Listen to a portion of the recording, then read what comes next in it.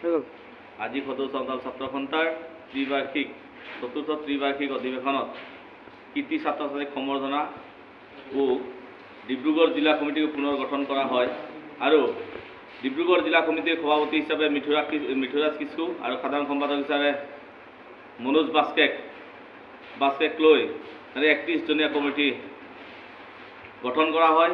যিহেতু ডিব্ৰুগড় জিলাৰ চাওতালী সমাজৰ হকে তেওঁলোকে পূৰ্ণ গতিত কাম কৰিব পাৰিব আৰু তেওঁলোকে আজি ডিব্ৰুগড় জিলাৰ যি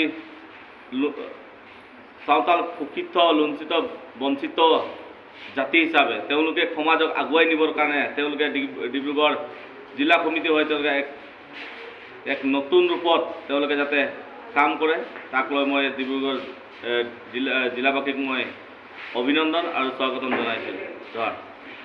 ধন্যবাদ। 11 তারিখ রবিবার দিল ঠাকুর দিবা আর সানাম নিসং হর সমান রে সানাম চান্দাল কঠোয়া সাওতা আসু জিলাবাসী রে নিজের পদবী কব লেখাতে ক্রিয়াই আপাবে কানা জাত চাওতা আর সমাজ লাগি বিন আনন্দে আর বিন দিগদাতি কামিয়া যাহা কারণতে সাওতারিয়া আনারি বেমানত লে খান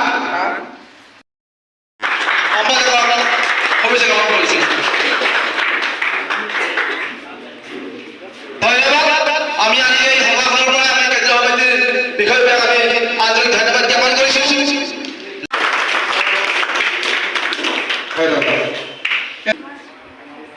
সকলোকে হাত চাপৰি কৰিবলৈ জনাইছোঁ।